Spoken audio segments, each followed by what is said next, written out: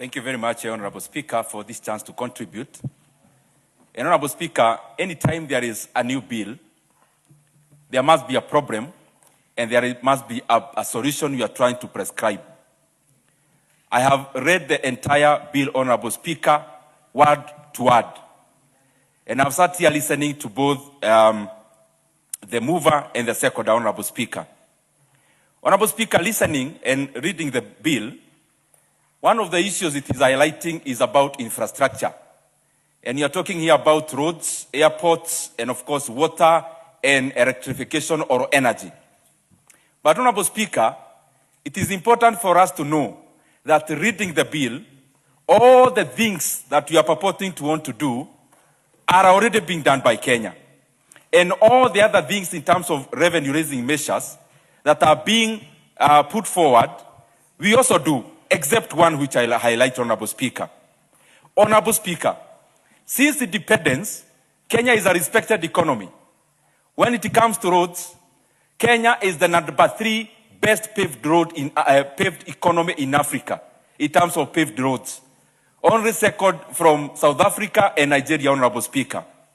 When it comes to energy and electrification, Kenya is actually number 2 in the entire Eastern Central Africa and actually number 1 in Eastern Africa. And therefore, when it comes to infrastructure, Kenya has always done what it needs to do without the need of introducing a new bill or a new entity with very weak oversight.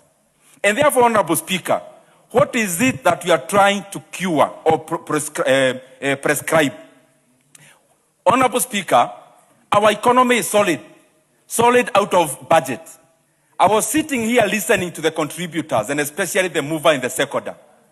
And we are here telling Kenyans about how Kenya has not been able to do many things because there was no this kind of bill. But Honorable Speaker, all the development, infrastructural development of our country has always been done and done through the budget. And therefore, when we talk about we need this to build roads, I think we are misleading Kenyans. Kenya has always done this. Honorable Speaker, the second point.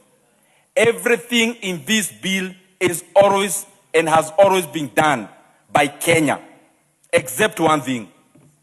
That now, Kenya wants to move away from recording our debt in one book of debt. We are now opening another debt book, which we are calling Infrastructure Fund, Honorable Speaker. In the long run, Honorable Speaker, what we are trying to do is not out of the examples that were given. We are trying to do much more like what Ghana did and Senegal did. In fact, Honorable Speaker, the right and correct title of this bill is actually National Illegal Borrowing Fund. Because what we are seeking to do is these fancy words that are being thrown here. One word that I've heard is called crowding in. The second one is called leverage. Honorable Speaker, these are synonyms of borrowing. That we now want to borrow more than we are borrowing. We continue borrowing more in the actual book, but we open a different book, Honorable Speaker, on the side. Honorable Speaker, this is incompetence that we are trying to cover up here, Honorable Speaker. For the work that has not been done for the last 4 years, we want now to create a cover for that incompetence. Honorable Speaker, Kenya is now borrowing 1.25 trillion Kenya shillings a year. We are therefore borrowing 4 billion Kenya shillings every day. The first question should be, because according to PFM Act, we should always borrow for infrastructural development. Where is the 4 billion shillings going to, Honorable Speaker? Honorable Speaker, because I see my time is almost up, let me go to some of the examples that were given.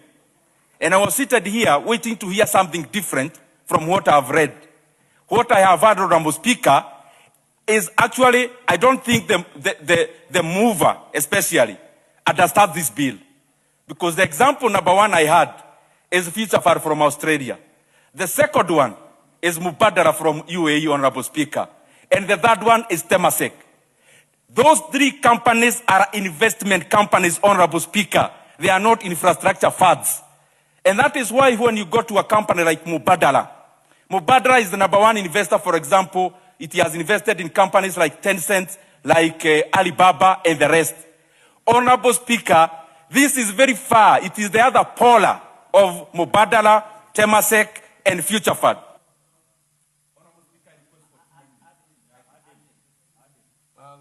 You have 1 minute.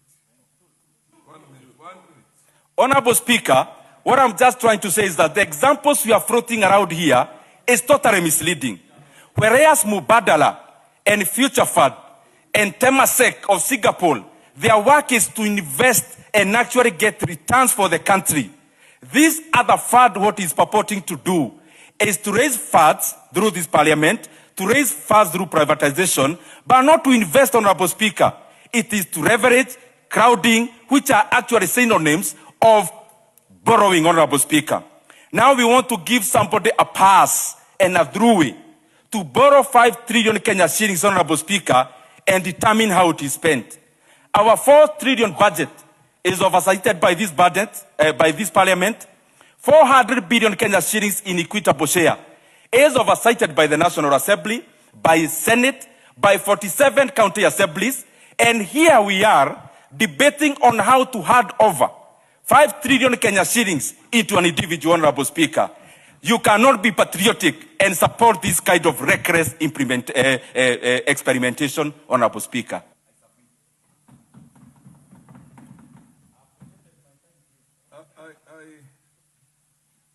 Although I'm not an ex-officio member of this House, this is one more